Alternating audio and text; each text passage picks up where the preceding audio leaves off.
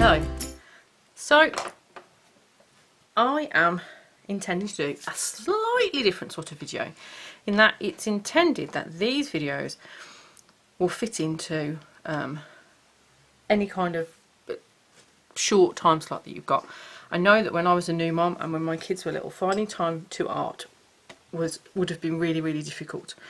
I actually wasn't painting very much then because I didn't have time and I didn't have space.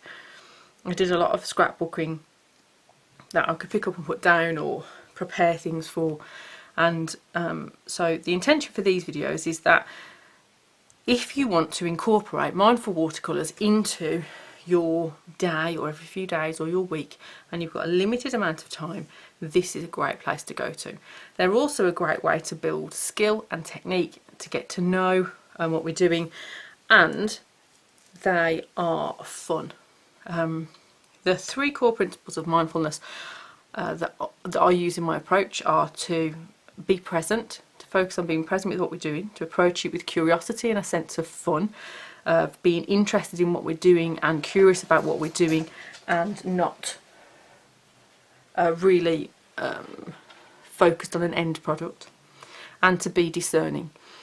And when we're discerning, we are discerning, we say what we like and what we don't like, but that's not a judgment about ourselves or how good or bad we are at art. So with each of those three things, you're not expected, I don't expect myself to be perfect with all of them. They're a little bit like a muscle that we exercise.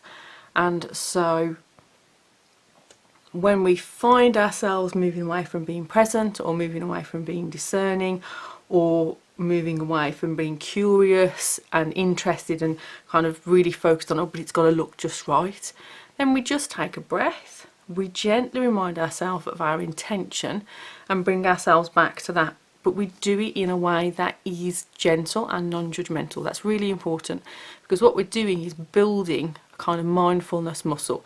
And the more you do it, the more you practice it, the more you gently bring yourself back over time, honestly, the easier it becomes. So that's the kind of focus and the purpose of these videos. For all of them, I'm going to have a timer that I'm going to set for 5 minutes once I'm ready to start painting. I will get all of my resources ready each time, and they will include the little mindful moment notebook that I'm working in, a set of paints, maybe a different set of paints, but any set of paints. It really doesn't matter what colours or even what paints. I'm using a range of professional watercolours across different brands, but you could just as easily do it with a school set. Your results might look different, so the end products might be different, but the benefits you get from the process will be just the same. I've got a pot here, you can just about see it, that has got some plain water in. Lots of people have two pots for water, one for cool colours, one for warm colours, or one for rinsing your brush and one for wetting paints to keep the colours clean. These are all fantastic things, and if you can do those, absolutely do them. I forget, so I just change my water regularly. I've got the brushes out that I want to work with for this session, a mixing palette, I use a ceramic one, I've got a tissue, and my things sit on a tea towel, so that if I need to dry water off my brush, I just do it straight onto the tea towel. That's what works best for me. So before you begin your 5 minutes of mindful watercolours, you need to have these things together. If you're in limited space, a really good solution can be to put these onto a tray that can go on a bookshelf, so you can just lift the tray off. You can even work on the tray and do it like that. Another solution can be that you could utilise things like these water brushes, so you don't need separate brushes. You can have a much smaller pot of water if you want, and you can even do without the pot of water and just mix it with some water on your palette by squeezing them out. Just have to make sure you fill them up after each session. So spend a little bit of time, maybe 5 minutes, considering how you can organise your resources so they are ready for you in one place, so when you get 5 minutes you can pick it up and go. That there's no sorting out, there's no gathering, that it's all there for you.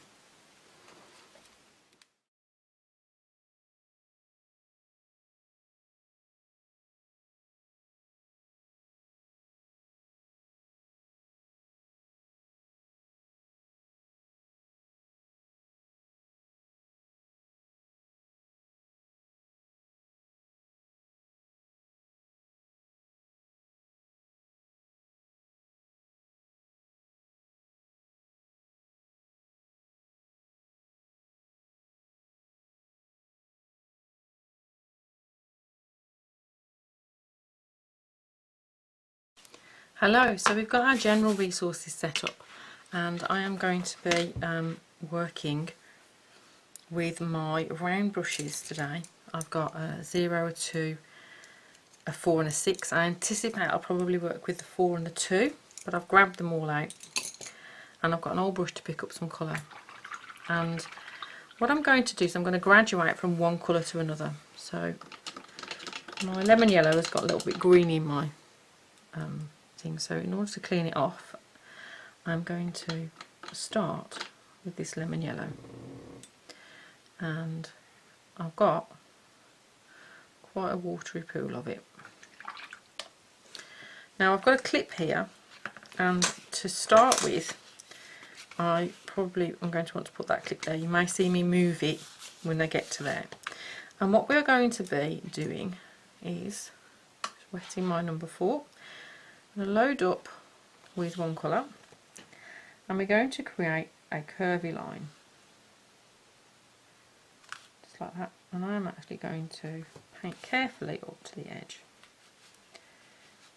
Our next colour, well, our next bit of painting, we're going to take in a little bit of whatever the next colour that we're going to blend into. I'm going to pick this kind of red here and add a little touch of it to the yellow, and I want to add enough so that I get a colour change. I haven't got a colour change yet, so I'll add a little bit more. There's a little bit of a colour change, so I could then paint, and I will follow this line, and I can just use the thickness of my brush.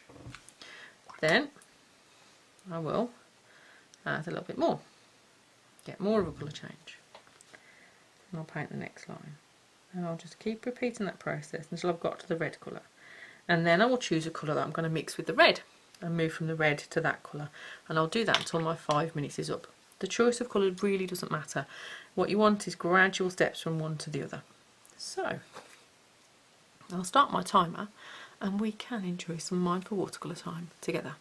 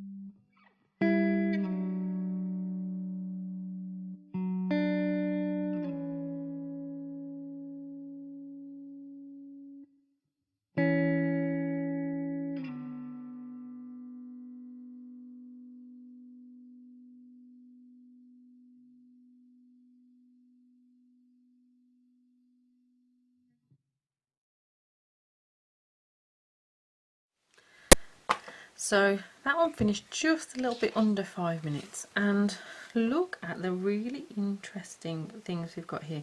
We've got some really lovely oranges here, and we've got a gorgeous kind of almost indigo-like blue. But then there's this beautiful grey here that would be perfect for stones. And who really would have thought of mixing what I think is probably an ultramarine or a cobalt? What number's that? Number 30.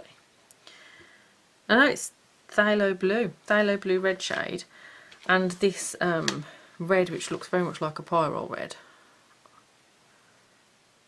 Yeah, my merry blue pyrrole red. Who would have thought of mixing pyrrole red and phthalo blue to make a beautiful grey? You might have expected a purple. Didn't see any lovely purple tones in there, but this little bit here of these kind of neutrals are delicious. And these oranges from the lemon yellow and the red are really quite lovely oranges as well. I enjoyed the feeling of the lines, and the size 4 brush was actually just about perfect. I found that really soothing. I enjoyed that. I hope you did too. I'll see you at the painting table again soon.